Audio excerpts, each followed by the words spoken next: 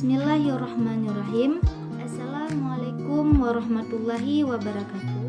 Perkenalkan, nama saya Yosi Rosalita dengan NIM 180703019.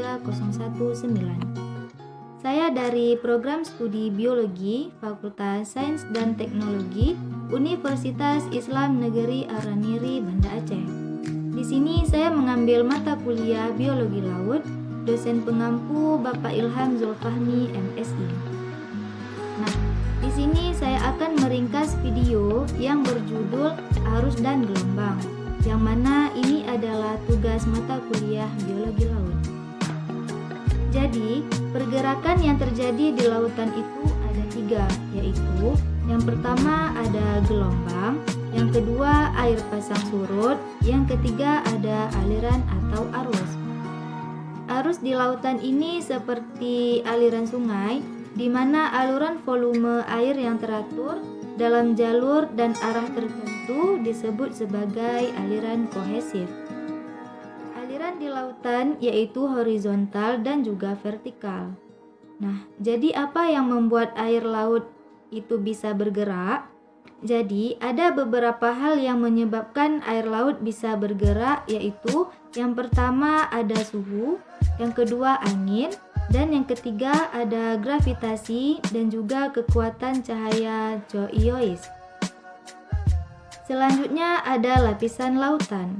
Pada lautan memiliki beberapa lapisan, yaitu yang pertama ada lapisan campuran, yang kedua ada termoklin, dan yang ketiga ada air permukaan dalam. Lapisan lautan ini dipengaruhi oleh suhu. Jika adanya suhu, maka akan ada lapisan di lautan, dan juga lapisan di lautan disebabkan oleh sinar matahari, di mana lapisan itu berada di permukaan laut. Nah, apabila pemanasan dan pendinginan di bumi ini tidak seimbang, maka akan terjadinya rotasi di daratan. Jadi, arus air laut itu ada 2 macam, yaitu yang pertama ada arus permukaan dan yang kedua ada arus permukaan dalam. Jadi, arus permukaannya di atas 400 meter di lautan atau sekitar 10% di seluruh lautan. Sedangkan arus permukaan dalam di bawah 400 meter di lautan atau 90% di seluruh lautan.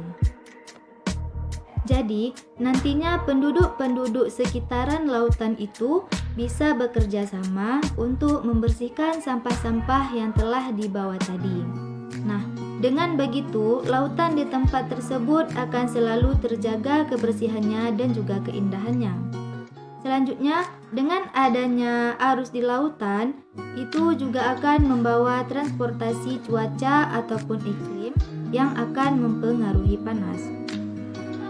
Selanjutnya ada juga ekosistem di sini, yang mana ekosistemnya juga berperan dalam terjadinya arus di seberang lautan itu, karena dengan adanya ekosistem ini akan adanya ketersediaan nutrisi yang cukup, pengangkutan telur dan larva di suatu area pembibitan dan juga distribusi, dan juga kelimpahan biota di lautan tersebut.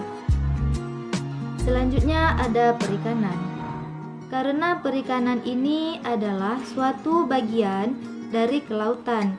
Jadi, apabila perikanan ini sering terjadi di mana arus yang berbeda itu bertemu, dengan bertemunya arus yang berbeda ini akan menyebabkan suatu tempat yang subur di tepi laut. Ini sangat berguna untuk kehidupan laut itu sendiri.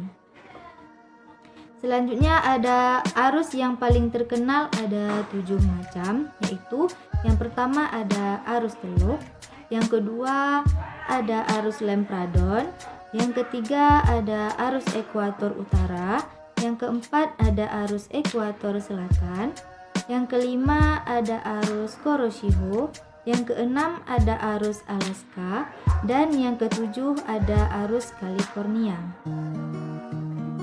Cukup sekian ringkasan dari saya. Apabila ada kata-kata yang salah, saya mohon maaf. Dan saya akhiri. Wassalamualaikum warahmatullahi wabarakatuh.